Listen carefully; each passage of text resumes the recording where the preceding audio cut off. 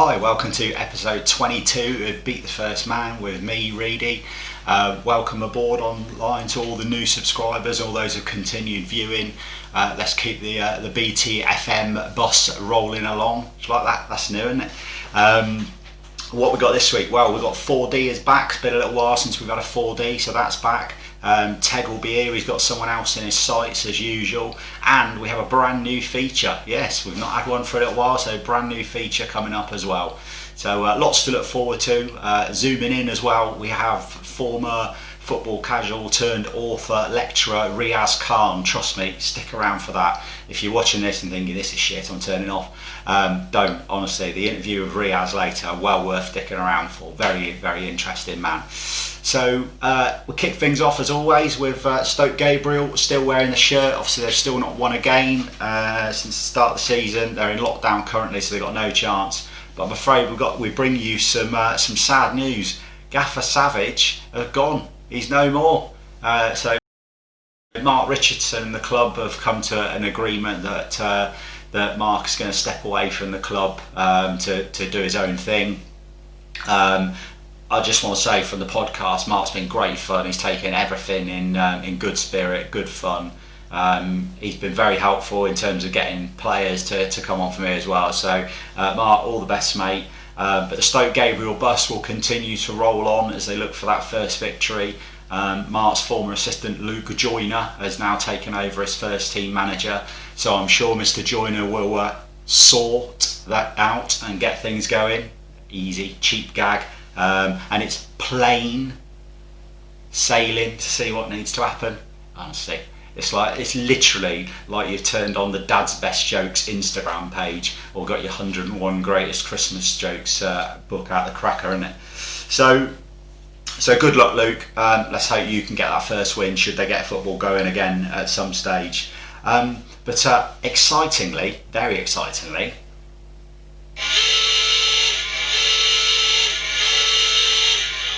we've got a new feature. Chloe, hit it. Bring it back, bring it back, bring it back, oh, bring it back to me. Bring it back, bring it back, bring it back, oh, bring it back to me. Yeah. So that's the daughter. I've managed to talk her into actually doing something for the podcast. She's available for hire for weddings, bar mitzvahs, parties, Zoom karaoke's. Just drop me a line and I'll sort you a price, no problem at all. So bring it back. So bring it back is the one. I want to do this for you. I want you guys to decide what bring it back is. So I'll talk you through it. So bring it back is where we bring something back in football that we miss. So it could be absolutely anything. You think of something and you want to bring it up. If you want to say green goalkeeper jerseys and only green goalkeeper jerseys, that's fine. You have to just decide one thing and stick with it. All I want you to do is put it in the comments page on YouTube, what you want to bring back, and then I'll pick out the best one each week and we'll bring it back that next week. So I'm going to kick things off. And what am I bringing back? Well, what I'm bringing back, I'm actually getting rid of something, but it brings it back. So I'm getting rid of the added time board, where the fourth official holds up the board saying 2 minutes, 3 minutes. I'm getting rid of that. So we're going to go back to guessing how much injury time there was. It was fun. You didn't know whether it'd be 1 minute, 2 minutes, 3 minutes, no minutes. Sometimes they just blow up on 45. Sometimes they just keep playing, and inevitably you got the old conspiracy theorists say, oh, he's just playing until they score. But it was fun. It added a little bit of drama on the end. Now it's another thing that we just sanitised, because there will be 3 minutes of added time, and even then they play over 3, and it's because it's a minimum of 3. No. Bring back the guesswork. That's what we want. So that's your first bring it back. We're getting rid of the added time board. We're having a bit of guesswork. And injury time will just be a thing where we have no clue how long the game is going to go on for. That's what we want. So 4D. Told you we've not had a 4D for a little while. So to those of you who are new to the show, 4D is probably the biggest budget part of the show. So it involves a toilet roll holder. Yeah, it's a real toilet roll holder. That involves 3Ds. So 3Ds, not to be confused with the EastEnders 9 doof doof doofs. And then it involves a peak cap, She put on like that, and we doff. So, doff 4D. So 4D is to celebrate the achievements of someone. And this week we head to Germany and the league that shall not be named. For those of you who are regular viewers, you'll know, you'll remember the copyright police and the goal from the Bundesliga that got pulled down off the channel. So we vowed from then on that we would never, we wouldn't use the name of the league again. So it's the league that shall not be named, and we go to Schalke. Now, when Schalke won on the 17th of January 2020, their fans could not possibly have known what was coming next. No, not COVID, in general, what was coming next. So basically, they went on a run that Stoke Gabriel would have been proud of. They went 30 matches without winning a game. So let's bear in mind, Schalke are a top German outfit that play in the top flight, and they've gone 30 matches without winning a game. So in that time as well, they sacked 3 managers. So they got rid of, I've got them down here, so David Wagner, the old Huddersfield manager, sacked. Manuel Baum, sacked. Hub Stevens, sacked. And they brought in Christian Gross. Remember him? So he was the old Tottenham manager who said he was a man of the people, and to prove it at his press conference when he was Tottenham manager, he pulled out his tube ticket that he came to the press conference on the tube. That was his way of showing that he was a man of the people. It was utter car crash. And if I'm sure, honestly, if you go on YouTube and just search Christian Gross press conference, you'll see the bit about the tube ticket. It was priceless, and he was an absolute disaster as a manager for Tottenham as well, which was even slightly more amusing.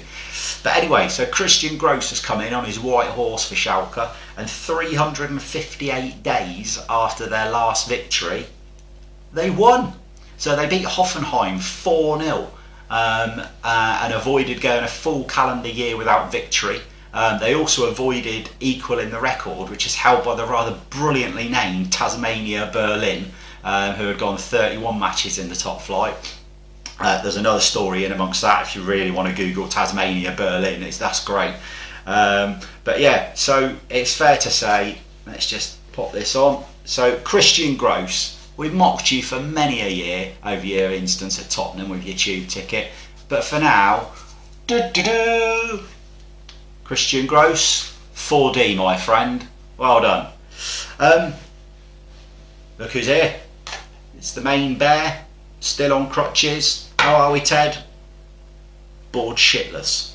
Ted, I'm not being funny. Come on. Entertain the people. I paid good money for you off eBay. Entertain the people. Bored in the house, bored in the house, bored in the house, bored. Okay, so is that all I'm getting this? You're just bored. So isn't that off your TikTok channel? No, it's off my TIK channel. No, Ted, it's TikTok. Everyone knows it's TikTok. All the kids are doing it these days. Not me. I haven't got a clue. No, mine's TIK. It's the underground version. I don't want to know about an underground version of TikTok. I really don't. Ted. So anyway, you have got something to do this week. Who's your little knob of the week? Who got nominated? I was going to give it to that Spanish clown that plays in goal for you lot, having watched him at Crawley last week. Yeah, thanks for that. And thanks, you know when I said last week that if you ever wanted to talk and to keep in touch with people, I didn't mean just texting me after Leeds lost, but thanks anyway. Yeah, I would happily have given it to him after last week, but he hasn't won it, has he, Ted? Okay, so who has won it, Ted? Chris Wilder? Come on, Ted. He's just won his first game in ages for Sheffield United. They've gone, they're 2 points up until last week. How can you give him little knob of the week? His comments about players hugging. Yeah, that one. He's an idiot. Okay, it's little knob of the week, not idiot of the week. So Chris Wilder, basically, I don't know if you caught up with his comments, it was about players hugging after goals. So he basically said that there's no way they could stop hugging after goals because you can't take the emotion out of the game and, expecting players not to hug after scoring. I'm sorry, Chris, you're really not reading the situation outside your little bubble very well, are you? Not being funny, what most people would give to go and hug somebody right now. I get that you're all tested, I get that you're all negative, I get that you're allowed, but it's still not a very bright thing to do. Show a little bit of common sense, maybe a little fist bump, elbow bump. Hey Ted, yeah, it's not difficult. Anyway, are you done yet? What do you mean am I done yet? It's my show. Ted, come on. I'm only here to watch that Riaz Khan fella. I'm not interested in watching you. Fine. Well, that leads us nicely on to zooming in. So, Ted, one thing. You forgot the trophy for Chris Wilder. You forgot the trophy for Chris Wilder. I haven't got hands, remember? I'm a teddy bear. Okay, so Chris Wilder, little knob of the week. Anyway, zooming in. So earlier this week I caught up with Riaz Khan. If you don't know who Riaz is, he's a former football casual, part of the Leicester City baby squad, who were heavily involved in football violence in the late 70s and the 80s. It's a very interesting story that I had with Riaz. He's now an author, he's a lecturer. He really was a fascinating bloke. So I think it's fair to say, because Ted's so desperate to see him, roll VT, me and Riaz. So welcome to first Beat the First Man, Riaz on Zooming In. Lovely to see you, lovely to speak to you. So for those watching Zooming In who don't know who Riaz is, I first learned about Riaz when a play was announced at the Curve in Leicester. And it was called Memoirs of an Asian Football Casual. And I have to say, it grabbed my attention straight away. And from there, you became my poolside companion on honeymoon, Riaz. So I spent more time with you on my honeymoon than I did with my wife. So welcome to the show, Riaz, first of all. How are you? How's lockdown treating you? I'm okay. Thank you for having me on, first of all. You know, it's a pleasure to be on the show. Lockdown has its ups and downs. Yeah. I'm spending more time with my family. Yeah. Especially with the wife. You know, so I get to know her, actually. You know, because we spend hours apart now. It seems to be, you know, each other's company a lot now. You know, so it needs to be done. We have to go through it, and hopefully we'll come out better at the end of it, or once it's all over. When it's going to be over. Yeah, who knows when. Yeah. So if you don't mind, Riaz, because there will be people out there who don't know your story, and you say, I didn't know it until I went to the play and read the book. So just give us a little bit of a backstory, if you like, as to how you ended up, without making any bones about it, in amongst the football violence culture. I think basically what it was is when I was growing up in Leicester, I was never a part of anything. At school, I was kind of ostracized because of the colour of my skin. I got teased at school for being a Paki and for being brown, because Margaret Thatcher was in power. Enoch Powell was in political stead. His speech, Rivers of Blood speech, which kind of created the National Front, the working class movement, which was against immigration, because they thought the country was being swamped by immigrants. And from that speech, the Rivers of Blood speech in 1968, I believe it was, a lot of racist attacks happened. And that was 70s was my era growing up as a kid, 80s.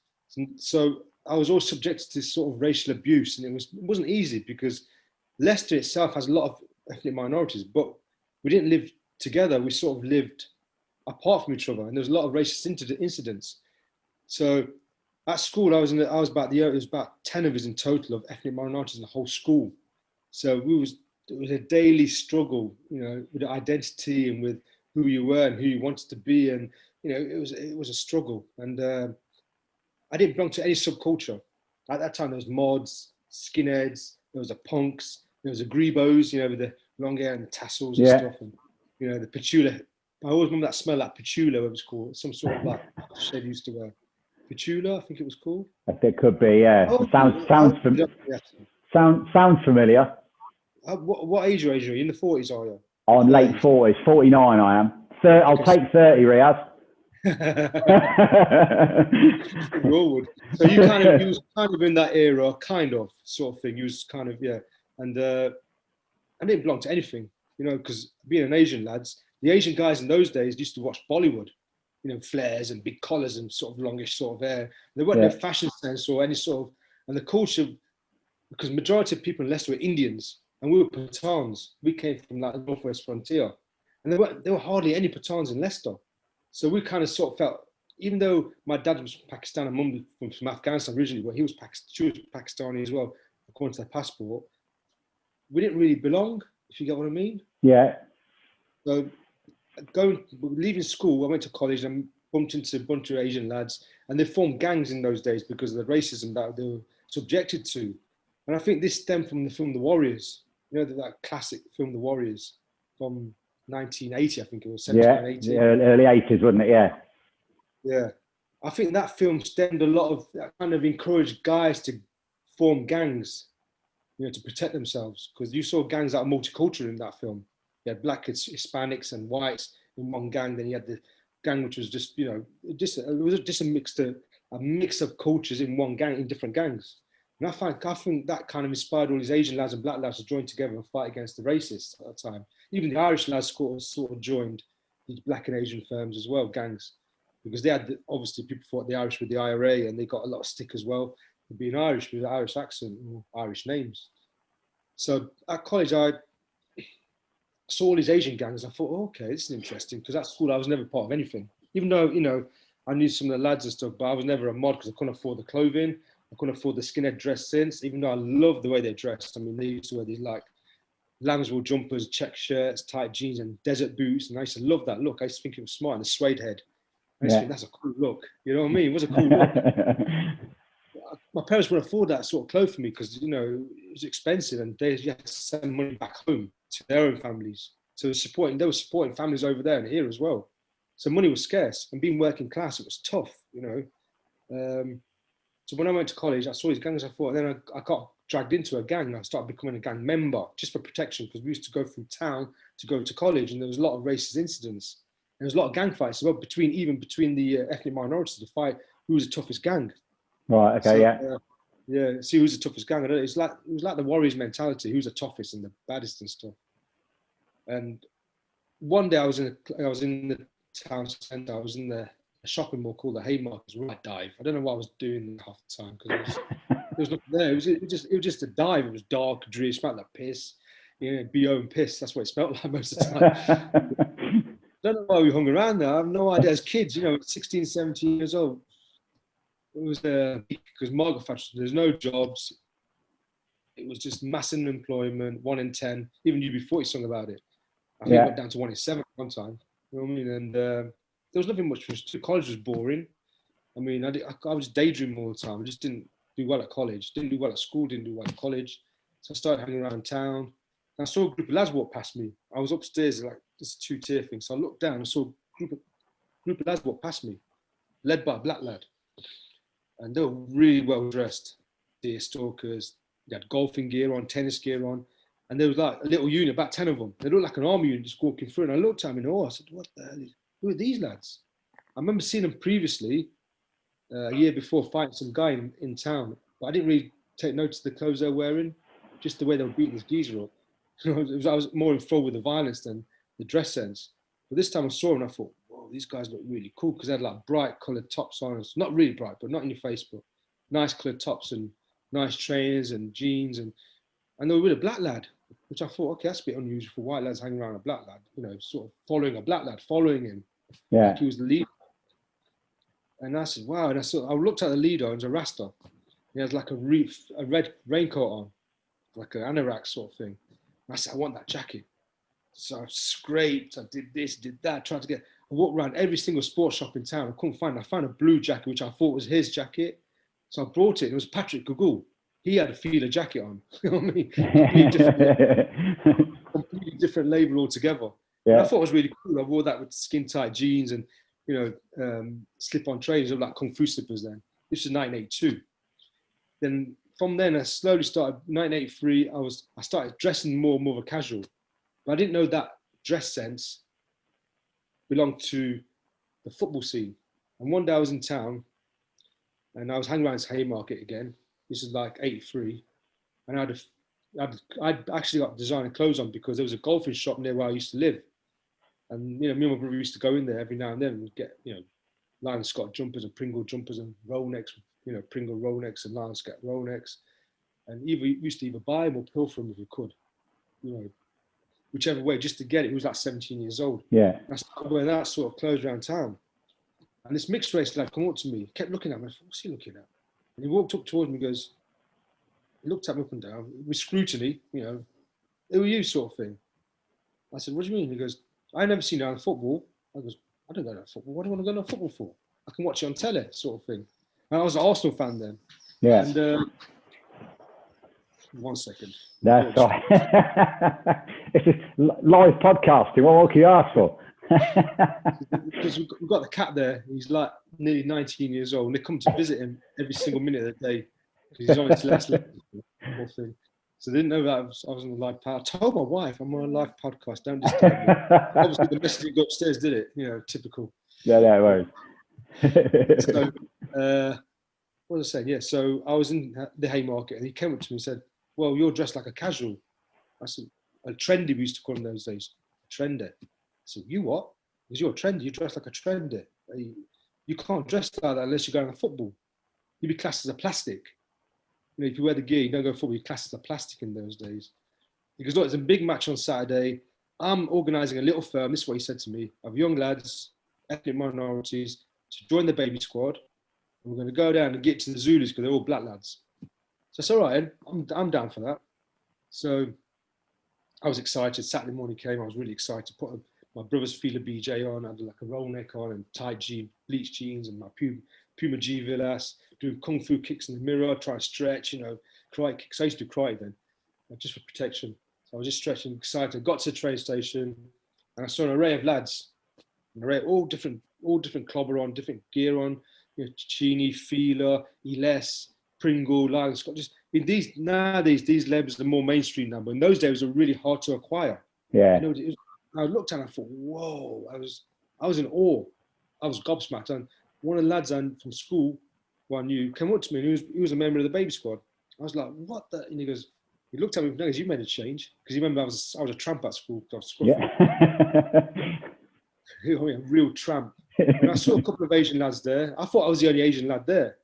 You know, I was sat on the train. I thought I was the only Asian lad on the train sitting there. And I realized there was a couple of older lads there that had been doing it a few years before me.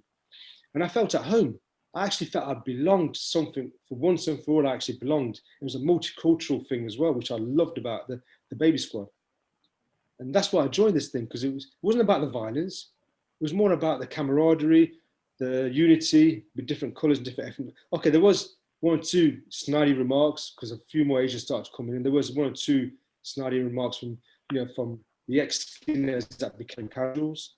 But you're going to get that anyway. But eventually you have to accept it because more and more Asians start coming in. There must be about 20 of us in total.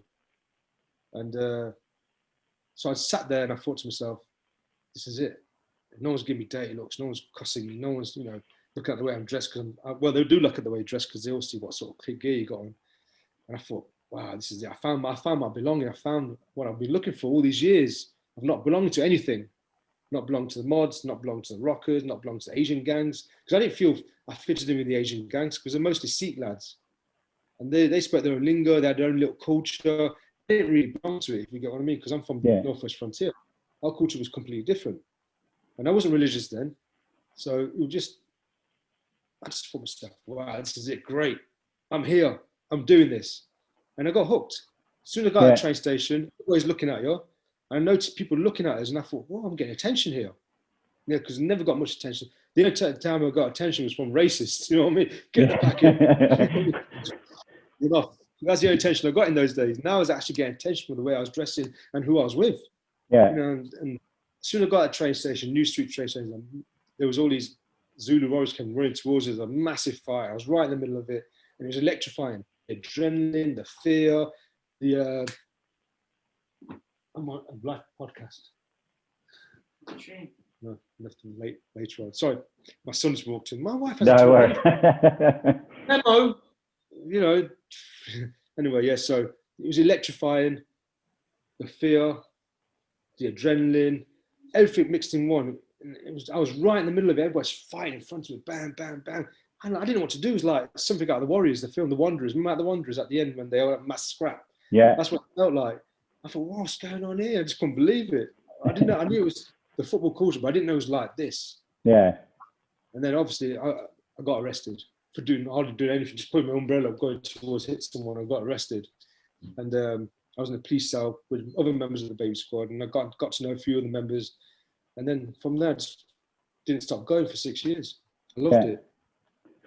I mean, it's funny enough, my next question I actually wrote down here before you said any of that. Did you feel like it gave you an acceptance? Because obviously at that time it was a very racist society, let's be honest. And, you know, there's an argument to say we've gone full circle and we're coming back that way now to a certain extent. But it gave you that acceptance that at that time you yearned for, didn't you, I'm guessing? Absolutely. I mean, look, the casual movement in Leicester, I think I can only speak for Leicester, but I'm sure it was in Birmingham, I'm sure it was in Luton, in parts of London, maybe parts in Manchester as well, that the casual movement broke down a lot of racial barriers. Bit like the rave scene did. Yeah. They would forget the mission for racial equality, forget all these leaders and these politicians and these, you know, pop stars and these religious leaders. They didn't do anything for it. They could not do what casual movement did, unite people. It's a bizarre thing. Violence and for supporting a football team and the way we dressed, it just broke down a lot of racial barriers. It was amazing. I mean, I shouldn't sing its praises because I wouldn't do it now. But at that time, it was a different era altogether. There was mass unemployment.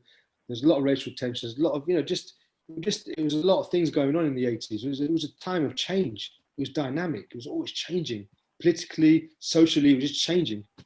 You know, and the casual movement broke down all these racial barriers. And no one can say it didn't, because it did, in my opinion anyway. It made me who I am today, to be honest with you. Yeah.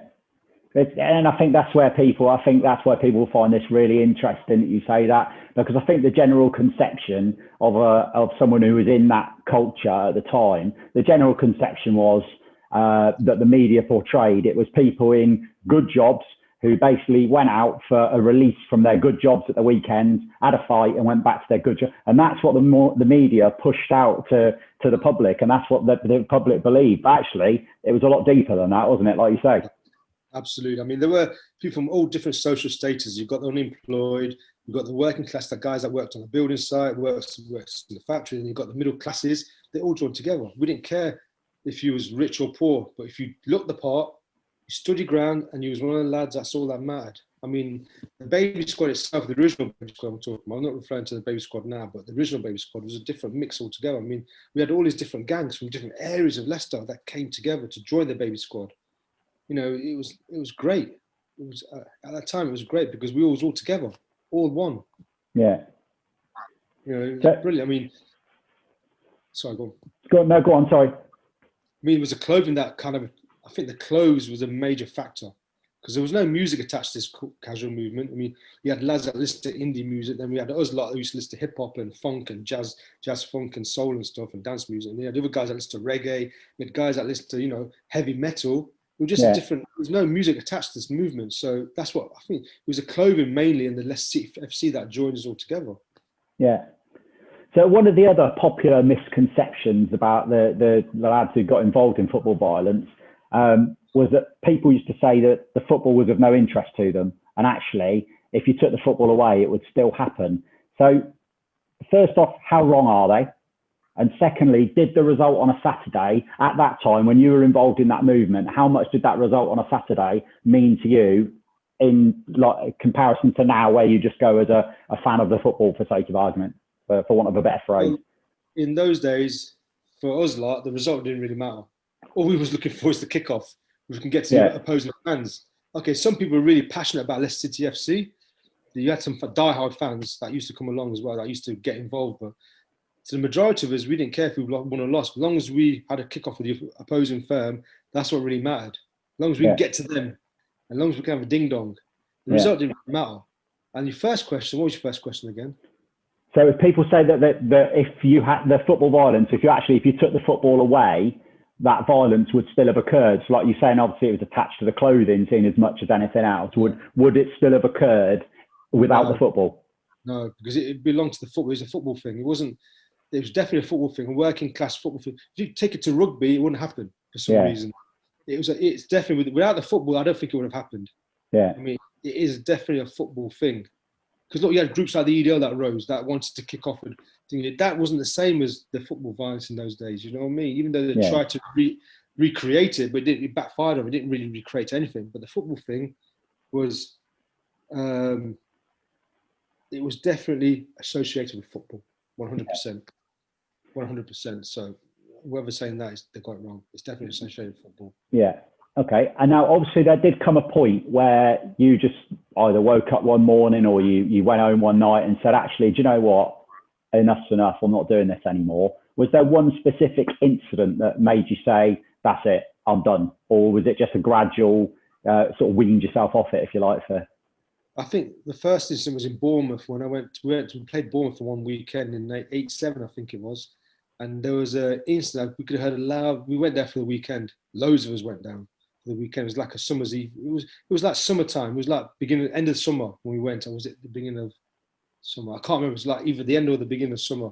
We went down for the weekend. It was lovely. It was really nice down there, actually. It's quite a nice place. I've only been there once. That was the last time I went. I ain't been there since. Basically, yeah, there was a scuffles here and there. It was nothing major. We're just chilling out, having a good time. Basically, we had a massive commotion. So we came running up to this pub or club or whatever it was. And there was this Georgian windows. You know the big Georgian windows you used to have. Yeah. Well, like I said, I looked through the thing. I could see a massive commotion. I don't know what was going on. There was a real tall, attractive lady standing there, and all of a sudden this glass came out of nowhere, and smashed her in the face, and it cut her face open. Like that. You could see it just go like that, and all of a sudden you could see the blood just come out like that. And she started screaming. I thought, me and my mates looked at each other and thought, nah, man, I ain't down with this. This is just flipping stupidity. Because in those days we had like a morals, we had like a code of conduct. Like you learn to attack those who want to attack you. Don't go for just Tom, Dick, and Harry. Because what's the point? That's basically a hooligan, a thug. That's not a casual. We have some morals. So when we saw that, we looked at each other and thought, this ain't us, and we just walked off. Well, I said, I ain't getting involved in that. No way. We all walked off. I thought, forget going in there and helping whoever's fighting in there. That's just stupidity. So we just walked off. And from that moment, it did trigger something, but I still carried on going because my mates were going. Yeah. But then the Hillsborough thing happened, and I thought to myself, this has got to be it now. I can't do this anymore. You know, I thought, how long am I going to do this for? I was like 23, 24 years old. I'm thinking, I can't do this anymore. I'm getting old now. Because when you're young, you've got lots of testosterone. Yeah. You go through like temporary insanity, don't you, when you're young? You go through you do mad things. Yeah.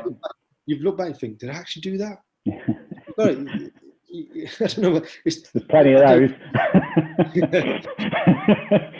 You know what I mean? It's like temporary insanity. It's just like going through adolescence and you've got all that testosterone, and it's like you're going through temporary insanity. And then you realise after all that period, you think, hold on, you become sane. You think, I can't do this anymore. So then my mate some lads we knew from Blade went to Malaga, and they came back and they was all ravers.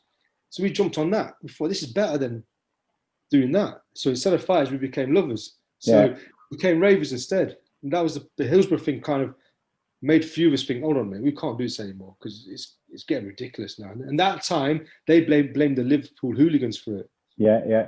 You know, there was this thing of the Liverpool fans, Liverpool hooligans. We thought, look, we're going to get associated with this. You know, we can't keep doing this anymore. So we jumped on the rave scene in the summer of 1989. It was like May 1989. We jumped on the rave scene, and we was the first ones in Leicester to actually, you know, do the rave scene in Leicester. Jump on that scene. Yeah. So it was different. It was a different buzz altogether. It was artificial buzz this time. It wasn't a natural buzz like you get from the football, you know, the adrenaline stuff. This was like an artificial buzz instead. And it's more peaceful and calmer. Yeah. That's the music. Dress it down. So obviously your life took a quite sort of dramatic change of direction after that, because obviously you got yourself a degree. You're now a lecturer at De Montfort University, or well, the last time I sort of read up about you. So was that a conscious decision to do that, or was it something you sort of just fell towards, or how did that come about that you went the sort of route that you went? At that time, there was a lot of, in the 90s, there was a lot of, there were civil wars here and there. And I noticed the civil war in Bosnia and Yugoslavia, the former Yugoslavia. And I thought, why they lived together for so many centuries. And now all of a sudden they're fighting each other. So I thought, you know, I was interested in why wars happen. So I did a degree in international relations. And that's what kind of triggered it. The Yugoslavian war, and I thought, I need to find out why people go to war, why people kill themselves, why they kill each other, why are people doing this? So I studied international relations. I looked into, you know, find the League of Nations, the United Nations. I wanted to work for NGO to maybe make things better. And I I did an international race. I got second class degree, 2-1. What's it called? Second upper class, I think they call it. I can't remember. I got 2-1. I never got that educated, Riaz. You seem like an educated person, you know what I mean? You're quite intelligent. I just blagged this thing. That's what life's about. You blag your way through. Hope to get somewhere at the end of it. You know, like the football thing. That's what we used to blag our way in and blag our way this, and it was all about that. If you got that, you can get away with murder. Just about, well, not murder, but you can get away with lots of things. You get what I mean? So so I decided to do that, and then I realised I couldn't get a job in it because of my background, because I've been arrested a few times and stuff. So I thought, what can I? I went to IT instead. So I did IT. I became a computer programmer, but that was boring. Oh my God, that was so boring. I need to be. I'm not a person sitting in front of a desk doing this all day. It done my head in. So then I worked in another environment, hospital, worked as an IT help desk. So I went around to different wards. So I was actually getting up and walking off and fixing stuff, which I enjoyed. And then my mates were doing teaching abroad. And they were making a lot of money. They were going abroad, teaching, making loads of money tax-free. And I thought, this looks all right, don't it? A bit more money in here. And I thought, I wouldn't mind a bit of that. So I done a TEFL, like, you know, the 4-week intensive course, TESOL 1. Yeah. And I got qualified as an ESOL teacher. So I went abroad for a couple of months, tried it in the Middle East, didn't like it, came back, and I started working in Leicester at a college, and then I started working at the university. I still got my Leicester College job. I'm still at DMU as well, so I've got 2 jobs. Yeah. Both got time, but it's full time, if you get what I mean. Yeah, and you now go round, from what I understand, talking about the sort of gang societies and the impact that can have on young people's lives, I'm guessing.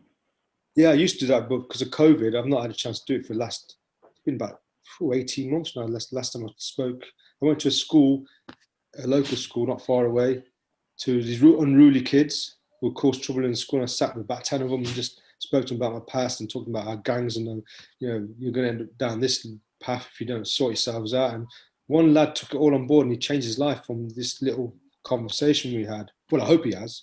But the other 9, I'm not sure. But the point is, as long as I can change one person, that's the main thing. It's been well worth it, hasn't it, if you've changed one, hasn't it? That's the reality. So this is a question that I won't lie, Riaz. I thought long and hard about putting this question down, but I needed to know the answer, and I thought, you're the man I'm going to ask. So obviously you still go to football now, and I'm guessing you go with your family, or you may still go with your friends, I don't know. So if, for instance, something kicks off inside the ground now, you can see the reaction of families around you. Is there any element of guilt now when you see those families and you see the look of maybe fear in their face in reality? Is there any element of guilt as to what you did in the past, knowing that you would have caused families back in the 80s that same feeling that they're having now? No, because I think it was a normal thing in those days. It was normality every Saturday afternoon to kick off. So I think that the families at that time, they might have been scared, but they probably thought this is normal. This always happens every Saturday anyway. So for them, it was normal. But I wouldn't, if it was now, then I'd definitely 100% feel guilt. I wouldn't like to see families. But in those days, I think it was a normal thing, because don't forget, in the 70s, it happened throughout the 70s. You know, away fans going into home ends, kicking off, fighting, people seeing it from across the pitch, families seeing it, you know, kids seeing it. It was just a normal thing in those days. Yeah, and I think, to be fair, in your defence for that answer, and I'm glad you gave the answer you did, because that was as honest as it was ever going to get, and that was what I thought you might say. That, because like I take my kids now, my youngest is 15 and my eldest is 21, and I see the culture they grow up at. We go and watch Leeds, and we go to the away ends at Leeds, and you know the reputation that we've got. We've had that conversation, Riaz. And you know the reputation that Leeds have even now, even though it doesn't really happen now in the way that it used to. I mean, if I was taking them in the 80s, it'd have been a very different kettle of fish, and you know, they would have had to be much tougher then than they are now. You would take kids anyway. I mean, no, I wouldn't take them away, that's for sure. Yeah, in the old days, you used to have a family enclosure where all the families used to go. None of the away fans used to go in there. No one used to go there to fight, because it was called the family enclosure. So they were kind of safe, if you get what I mean. I've never known any instance happening in the family enclosure. Maybe Arsenal was the only time when anything happened, when some of the fans, Leicester lads, were throwing bricks over the wall into the family enclosure because they knew there was a gang of Arsenal fans there. But apart from that, they've kind of been protected. I've not seen any instance where families get hurt. Never. Yeah. You know, but it was normal. Like I said, it was normality then. But now, if it happened now, it would be disgusting now to see, you know, violence kick off and it's kids around, women around, because it's a different environment now. In those days, it was like men. Majority were men. Yeah. Hardly any women went. Hardly any kids went. Just men. But now it's a family environment. It's a completely different. It's a different environment altogether now. So if anyone kicks off now, I'd probably try to stop it. To be honest with you. What turnaround? I'd probably try to stop it. We'll never get involved now. Because if there's kids and women and children around, that's the decent thing to do, is to get in there and say, pack it in and try to stop it. You know what I mean? Well, we're going to go on some other bits, but I would recommend anybody, honestly, get yourself a copy of this book. It's a top read. It really is. It's really interesting. The man himself is interesting, as you've just heard it there. So the book's a great read. And I say, I spent more time with you on my honeymoon than I did with my wife, Riaz. So, you know, that's as good a recommendation as you'll get. So we've got a few little light in the mood, quick fire questions. So, Filbert Street or the King Power? Filbert Street all day long. I love those old working class stands. I miss them because you can stand, you can shout, you can scream. Now it's all, what's the word? It's like being in a hospital where everything's clean and it's, you know, it's in all, I don't know, man. I like King Power, don't get me wrong, it's lovely, but Filbert Street had character. It's like the old Highbury Stadium. When I went to Highbury, it had character, the big clock at the back, and I don't know. It's just changed now. So if I can give you can have Filbert Street back, but Leicester don't play in the Premier League for the next 20 years, or you stay at the King Power and you're in the Premier League for the next 20 years. Stay at King Power, because I See how quickly you changed that. VAR or no VAR? Sorry? VAR or no VAR? No VAR. No, I don't think. Killed it. I've had 6 or 7 people on here, and not one person has said VAR. So it's, I think, you know, they said it all. Messi or Ronaldo? Ronaldo all day long. Oh, that's 4-4 now. Sorry, 4-4. 4-4, yeah. So not necessarily the best player you've ever seen, but your favourite player ever at Leicester. Oh, Leicester player. Yeah. Gary Lineker. Yeah. Goal hanger, used to always put the goals in. Yeah. Brilliant. And on the flip side, the worst player you've seen at Leicester? Ooh, yeah. Wow. This is the one. Every time I ask anybody, the best player is their easy one. The worst player, they've got somebody to choose from, everybody. Player. Probably Nugent. Used to annoy me. No, actually. I won't say Inácio because he's annoying as well. Nugent, it's got to be Nugent. You go Nugent. He was good at Championship, but Premier League, he was absolutely abysmal. He had an annoying habit of scoring against us, whoever he played for. A very annoying habit. So one thing left to do, Riaz, has to pick your ultimate five-a-side team. So I did give you prep, so you get to choose it. So 1 goalie, 1 defender, 2 midfielders, 1 striker. The only thing being you have to have seen them play live, can't be on the telly. So who's your goalkeeper going to be, Riaz? Ray Clements. That was a bit of a tough one. I was going to go for Grobbelaar, but I went for Ray Clements instead. Yeah, sadly, just passed, sadly. Yeah. Used to go out with my mate's mother years ago. Oh, right, okay. Yeah, in Leicester. So, yeah, Ray Clements all day long. And famously didn't wear gloves for years and years, did he? Just he goal with his bare hands. So, and the first shout for Ray Clements on the podcast as well. Yeah, was it really? Yeah, we've had Peter Shilton, we've had Pat Jennings. So that's the first one for Clements. Pat Jennings, wow, I remember him. Yeah. Yeah. So, Clements, yeah. So who are you having as your defender? Viv Anderson. Oh. A pioneering defender in many ways. Yeah, brilliant. He was like lanky legs and just used to always head the ball out with the corners. It was brilliant. He used to even run down the side as well when he used to get the ball. He was a fantastic player, Viv Anderson. Brilliant defender. He had the pointiest elbows I've ever seen on a man. they literally were. They were incredible. Yeah, brilliant. So the first of your 2 midfielders then. N'Golo Kante. Magic. Class act. Brilliant. I met him as well. He was a real humble geezer. He was very short, but when he played for Leicester, he just kept. He was like he saw the ball where it was going. He just knew it like a third eye, intuition. I don't know, just intercepting. It was fantastic. Yeah, brilliant. The season you won the league, he was. I genuinely think, and you weren't a one-man team by any stretch of the imagination, but if he had missed any part of that season, the whole thing had the potential to fall apart. Because he won us the Premier League. Yeah, it was him. He was incredible. Yeah. Even the next year, Chelsea won it because of him. Fantastic player. Yeah, very, very good player, top player. So who are you putting in alongside young Kante? This was a bit tough. I was gonna go for NDD, then I went for Gerrard instead. Yeah. Gerrard all day long. Brilliant. Class. You know what I mean? He's no, you probably don't agree with me there, but I think he's a fantastic.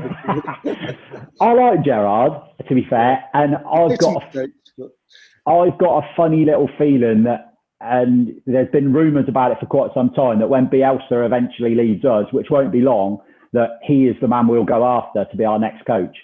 There's been a lot of talk for a long time, and the way he plays at Rangers is very similar to the way Bielsa tries to have us playing at Leeds. So it would be no surprise. But so there was always, obviously, with the England fans, there was a big thing with Gerrard and Lampard, and either or could they play together. But Gerrard for you all day long between the two. Yeah, definitely. So striker-wise, you may have given it away with your favourite ever Leicester player, but maybe not. No, it was Cantona. Oh, Eric Cantona. I'm wounded. You know what? It was going to be Henry or Cantona, but when I saw Cantona play here in '96, I think it was, he was magic. He was like he was floating on air. I just couldn't believe the way he played. I was gobsmacked. It was just like, it was a bit like, what's his name? I forgot his name now. I've got it in my head. One headbutted the Italian player. What's his name? Zidane. Oh, Zidane, yeah. He played like Zidane. I was in awe of the geezer, and I thought, wow. And I'm sure he scored against us as well. And the way he played, just the way he just took the ball on, the best player I've ever seen live. Cantona, all day long. Yeah. I mean, obviously we had him and famously sold him over the hills to our old mates. But we played him as like we played him alongside Chapman, and we were trying to play long balls up to him and Chapman, and it was bizarre. And the change from him at Leeds to him at Man United was just staggering, absolutely staggering. He was classed as a midfielder, weren't he? But when he went to Man U, he became a striker, and he was just, wow, brilliant. Yeah, no, begrudgingly, he was a fantastic player for them. I can't say too much. To be fair, he came to us and he had that X factor. When we needed something to get us over the line in '92 to win the league, he had that bit of X factor. And I'll never forget, he came on against Chelsea. It was 0-0 against Chelsea with about 25 minutes to go, and he totally changed the game. And we ended up beating them 3-0. And without him coming on that game, I genuinely think we'd have drawn 0-0 and probably blown the title. So it's he's a magical player. There's no two ways about it. Is there anyone that you nearly put in that was really close that didn't quite make it? Henry, yeah, he was good, fantastic. Incredible, incredible player. Yeah, next level. But Cantona just pushed that a little bit because the way he just, I think it's his persona. I don't know, something about him just made me think, wow, you know what I mean? Yeah. We see so many players on the pitch, but just him stands out. He just stands out for some reason. I mean, I've seen Brazil play, and Roberto Carlos was absolutely magic player. Ronaldinho, Ronaldo were brilliant players, but Cantona was just, I don't know what it was, something about him. I have no idea what it was.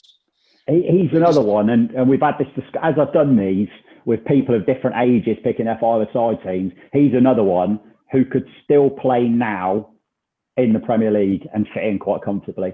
Yeah. Because he's you know, up here he was 2 yards faster than everyone else by a long way.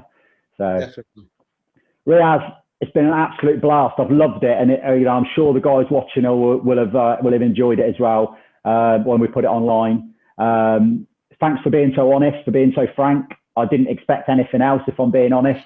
But you know, it's been great, and I think it'll be interesting to see people's reaction.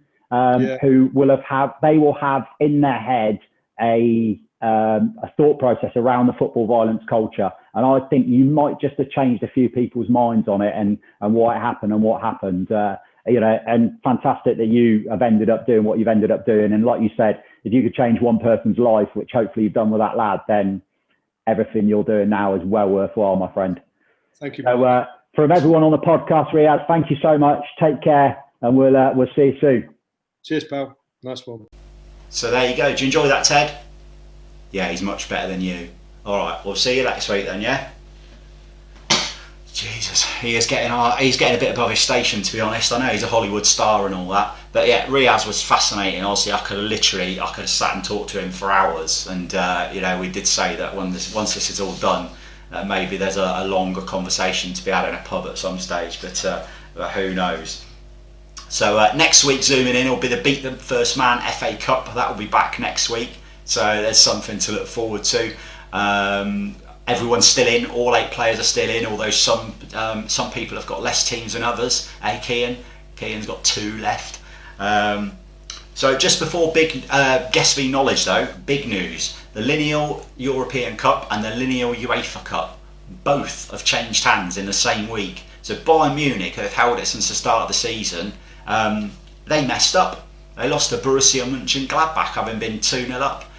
So they blew it and they've lost the Lineal European Cup. So well done Borussia Mönchengladbach, the new holders. They now face Stuttgart to defend it today. And Real Madrid, well, they lost the Lineal UEFA Cup to Atletico Bilbao. So Bilbao beat them in midweek. Bilbao now hold the trophy. And rather brilliantly now, in midweek, Ibiza have a chance to win the Lineal UEFA Cup. So all aboard the Ibiza bus. I'm sure some of you have heard that before. Can they win the Lineal UEFA Cup? What a moment that would be if we could have Ibiza as holders of a European trophy. So Guess v Knowledge, we're almost back. It's 9-9 now. So last week I predicted that Forest would beat Cardiff, which gave me a point. So it's brought it back to 9-9 now. This week, Chris Ormerod from the Beat the First Man FA Cup and also a player for Stoke Gabriel, he chose the game and rather brilliantly, as I thought he would, chose Liverpool v Man United. So as always, I know you guys like the reaction. So it's, I gave Guess, aka Tracy, the game. So it's Liverpool v Man United. Who picked that? Chris Ormerod picked it off Beat the First Man FA Cup. Well, he's not my friend, is he? So sorry, Chris. You're not Guess's friend this week. So anyway, she had to think about it and she deliberated for a little while and she said this is a really difficult one. At the end, she's gone for 1-1. I was really close to going 1-1. I was on 1-1 all week really since Chris gave me the game. But I just can't. I've gone with my heart rather than my head because I can't have Man United winning. So I've gone for Liverpool to win 2-1. Which would see them go level on points. If nothing else, at least we've got an exciting title race this season. And Man City just seem to be clicking into gear, so it's all building up quite nicely. So anyway, that we digressed slightly, but so Guess has gone for a 1-1, and Knowledge me have gone for a 2-1 win for Liverpool. I don't like to do sad on here normally, but I think I have to talk about this one today. So this week, Oxford United, so I used to live in Witney, which is just outside Oxford. Oxford United and Witney as a town Oxford lost one of their biggest fans this week when sadly Lloyd Calcutt passed away. Big Lloyd, or Biggie as he was affectionately known to his friends, was loved by so many people. He genuinely had a heart of gold, big smiley face. Every photo I've seen this week has been him smiling in it. Everyone's had lovely words to say about him. Everyone is, the outpouring of grief and emotion about Lloyd's passing. He's only 39 years old, and sadly, this bastard that is COVID got him. It was almost lifting to see the genuine love and warmth that people had for him. And I know it's hit a lot of my friends very, very hard, and some of my mates are absolutely devastated. So to you guys, keep strong. Keep living your life. Keep supporting Oxford, you Oxford fans, and next time you get into the ground, I'm sure you'll have a beer for Lloyd in the ground. To Lloyd, rest in peace, my friend. You know, you brought a lot of happiness to a lot of people, and your legacy will live on, I'm sure, with the with your friends who are left behind. That, in reality, is it for the week. So I say, all I ask now is a couple of little favours. So don't forget, bring it back. Put your comments in YouTube. It's important you put them in there. So put them in there. What you want to bring back to modern football. Let's get our game back. Let's embrace it and bring back the things that we want to bring back. So comment box, bring it back. And if you can hashtag it, bring it back, it's even better. Let's get it trending. The only other things, click the subscribe. We're up to 109 subscribers now, so it's going quite nicely. You know, happy. Let's get the BTFM bus rolling along. Let's make it the biggest bus we can make it. Click the little notification bell so you never miss another episode. Thank you to all those who did that last week. I said it means nothing in the grand scheme of things, absolutely nothing, but to me personally it means a lot because it showed that you like the show. If you thought it was shit, please don't press that one. Just text me or message me and say that was shit. Get over to Twitter, we're on Twitter. Get onto Facebook, we're on Facebook. When I learn a bit more, next week's might be learning how to put the links on the website page as well, so you know what to do. But as always, for now, please guys, stay at home, stay safe. If ever there was a week for you to abide by that message, having I just told you what's just happened, please just stay safe. We will get through this. We will get back to normality. We will be back out supporting our teams in ground. So just stay safe, stay well, and see you all next week.